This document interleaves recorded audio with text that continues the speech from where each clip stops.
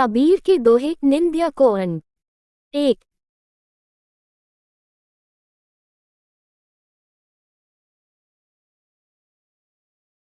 कबीर के दोहे निंद्या को अन्न। 1। निंदक नेड़ा राखिए, आंगनी कुटी बधाए। बिन साबन पौनी बिना, निर्मल करे सुभाए।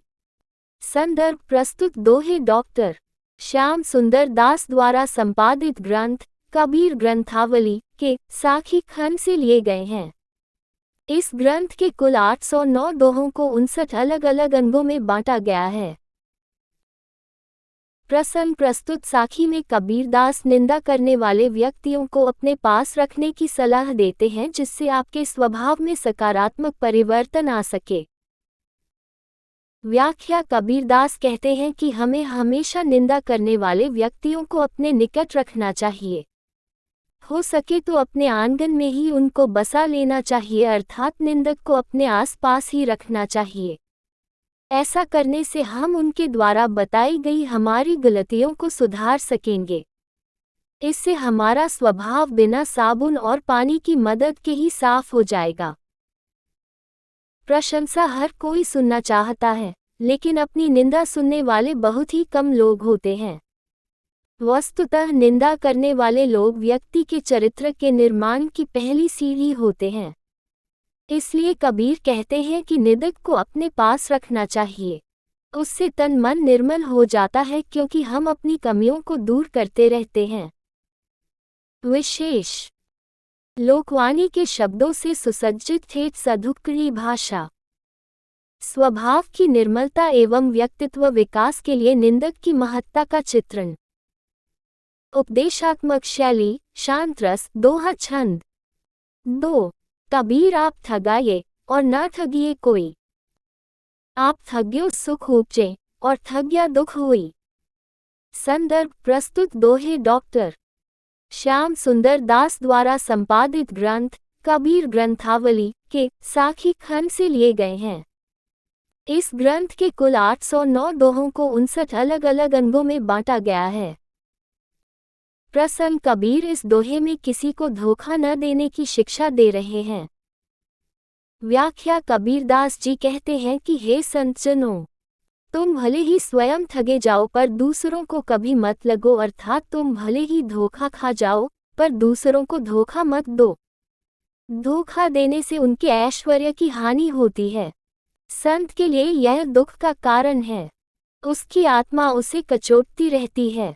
इसलिए कवि ने स्वयं ठगे जाने को ठगने से बेहतर कहा है।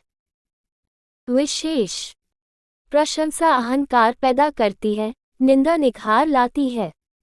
दोहा छंद उपदेशात्मक शैली। थ वर्ण की बार बार अभिव्यक्ति होने से अनुप्रास अलंकार। कबीर के दोहे कथनी बिना करनी को अन्न। 1। पोथी पदी पढ़ी जग मुआ, पंडित भया न कोई। एक अधीर पीव का, पढ़े सुपंडित होई।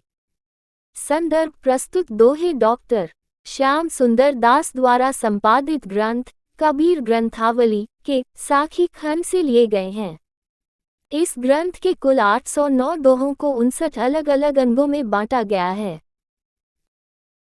प्रसंग इस दोहे में कबीर पुस्तकीय ज्ञान को महत्व न देकर व्यवहारिक प्रेम को महत्व देते हैं।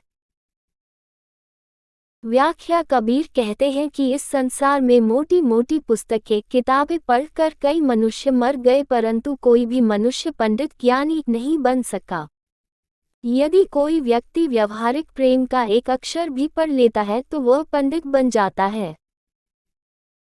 तात्पर्य यह है कि पुस्तकीय ज्ञान का बोझ नहीं, व्यवहारिक आचरण से मिलने वाला बोध हमें विकसित करता है। बोध आदर्शों को प्रेम पूर्वक जीने से मिलता है, इसलिए कबीर प्रेम की अलग जगाना चाहते हैं। वह कहते हैं किताब और पोथी पत्रा पढ़ने से कोई पंडित अथवा विद्वान नहीं हो जाता। उसमें वह स्वभावगत विद्वता नहीं आती जो आनी चाहिए। इसलिए कबीरदास पोथी के बजाय प्रेम की पढ़ाई करने की बात करते हैं। प्रेम वह साधन है जिससे ईश्वर की प्राप्ति तक की जा सकती है। व्यवहारिक प्रेम से ही मानव कल्याण किया जा सकता है। विशेष जन सामान्य के समझने योग्य लोक भाषा का प्रयोग। दोहा छंद, शांत रस, अनुप्रास अलंकार एवं उपदेशपरक शैली। ज्ञान की अपेक्षा व्यवहारिक द प्रेमपूर्ण कर्म पर बल। कबीर के दोहे भेष को अन। 1 तन को जोगी सब करे, मन को बिरला कोई। सब सिद्धि सजै पाए, जे मन जोगी हुई। संदर्भ पूर्ववत। प्रसन्न कबीरदास जी ने यहाँ पाखंड दिखावे की आलोचना करते हुए वास्तविकता को स्वीकारने पर बल दिया है। व्याख्या। कबीरदास जी कहते हैं कि इस संसार में शरीर के योगी तो सभी बन जाते हैं, लेकिन मन का योगी कोई लाखों में एक होता है। जो सच्चे मन से योग को प्राप्त करता है उसे सब सिद्धियां सहज रूप से प्राप्त हो जाती हैं।